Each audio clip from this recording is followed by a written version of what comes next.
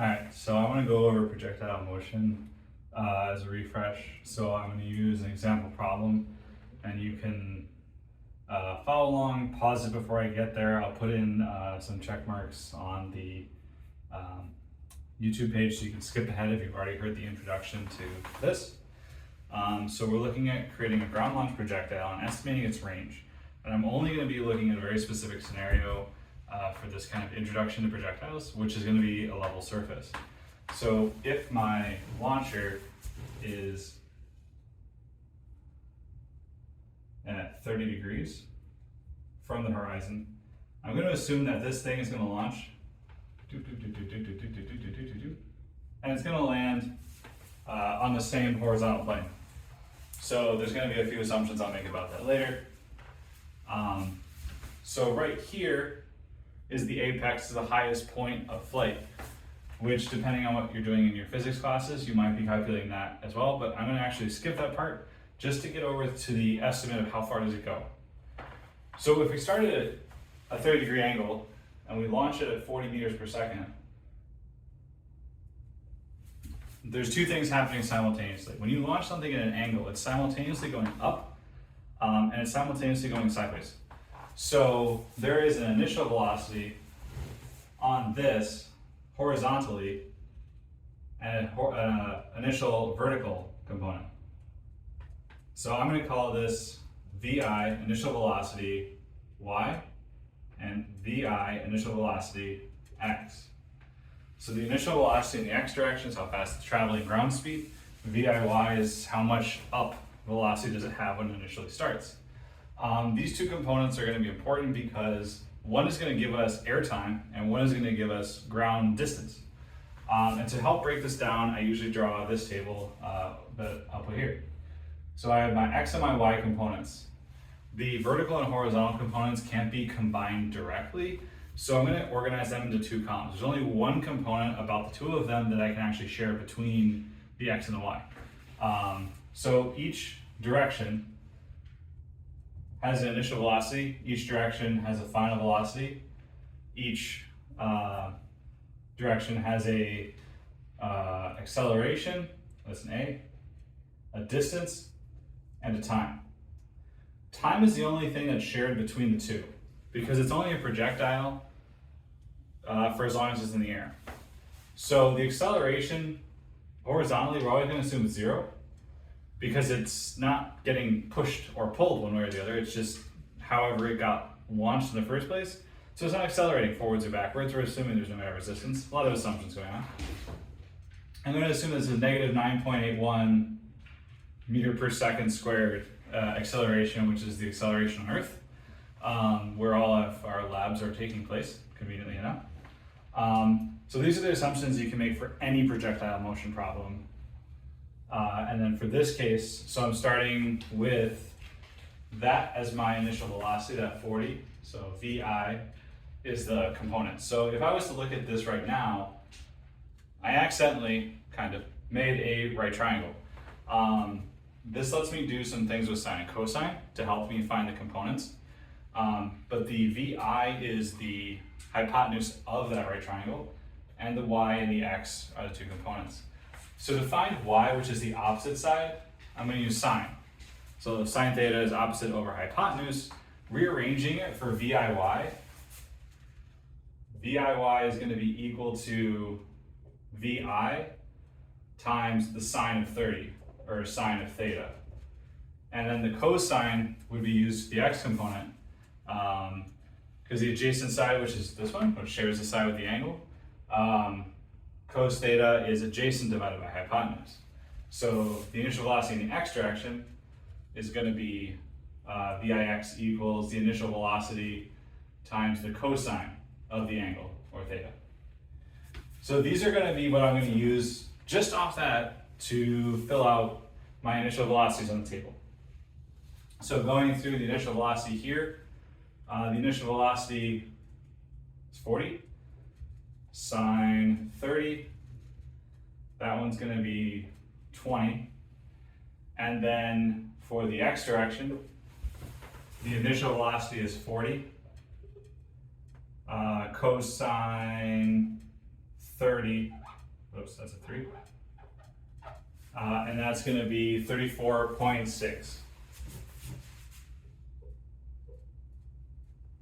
So 34.6 meters per second is how fast it's traveling along the ground when we initially launch it, and 20 meters per second is how fast it got up when we started. So I'm going to use those on here. The initial velocity in the x direction, the horizontal, was 34.6.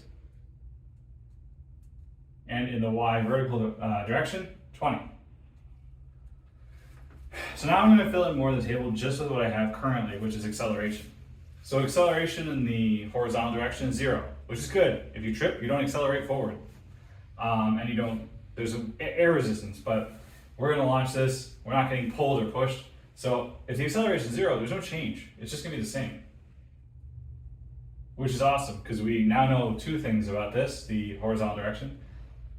Now for the y component, I'm going to make a large assumption here, because I do want to focus for this lesson that we're doing, in this lab that I'm going to be doing with my students, on a horizontal surface. It's going to lead from, it's going to land on. Because it's a horizontal surface, the parabola is going to be symmetric. So if it left the ground with an initial velocity of 20 meters per second up, it's going to decelerate because of gravity. It'll slow down, slow down, slow down, slow down, and then it'll hit 0. But then it'll start to accelerate towards the ground and hit the ground with the same velocity that it had when it left. So I'm just going to put negative 20, because in this perfect flat surface projectile problem, it's going to land on the opposite side. We have no air resistance. It's a perfectly horizontal plane. So it'll land with the same velocity in the opposite direction. So same speed, but different directions. So that's going up, that's going down. It's accelerating down actually the whole time. So it's actually decelerating is accelerating in the opposite direction. So it's going up initially, and it's going more and more down, more and more less positive, until it gets to the apex, and then it starts to accelerate towards the ground. And then boom, our marble hits target. So now I have to start doing some stuff here. We need to find time. So to get to time, we need to use some of the formulas that are on the reference table, or I'm going to give my students, or however you're getting them. They fall into the New York State Regents reference table, and they're actually some of the first ones on the back of the packet.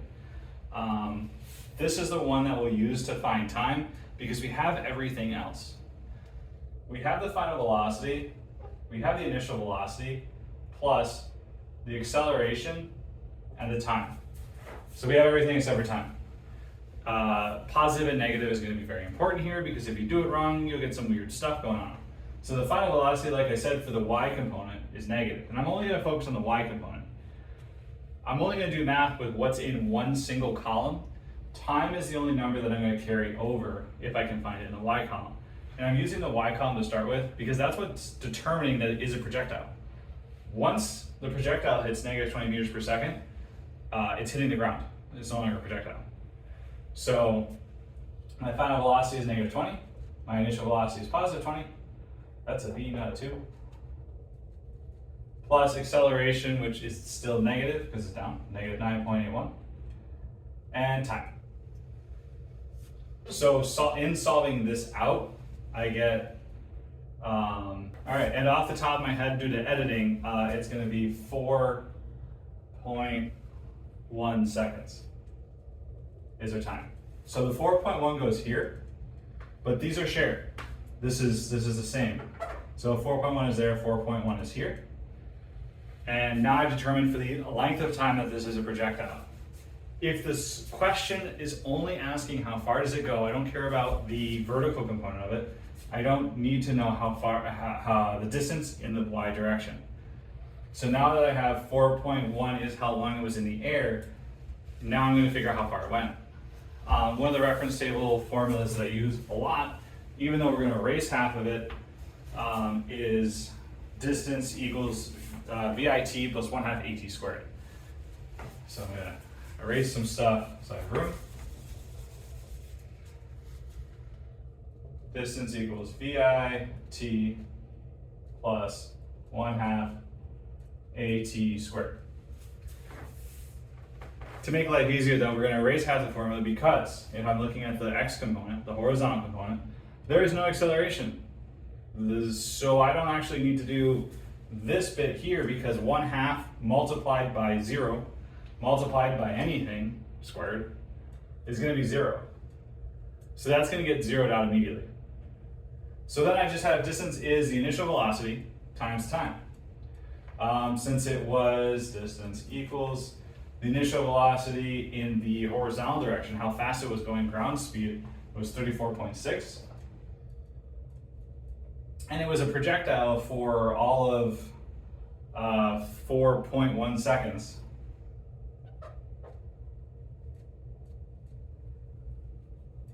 When you solve it out, the distance would be 141.1 meters. I was holding off on writing units just because if the handwriting or any of the work gets cluttered, I just didn't want that to be a confusion. But in the end, that's my distance, 141.1 meters. So that's answering the question, from this projectile that's launched at 30 degrees at 40 meters per second, how far does it go?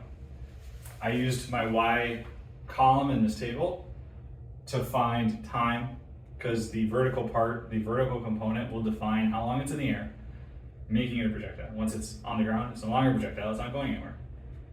And then I use that time in the X column to find my distance, which is that 141.1. So that's sort of the breakdown of projectile motion using this example. If you have any questions, let me know. But that's the quick rundown for this ground launch projectile on an even surface, assuming there's no wind resistance. Thank you.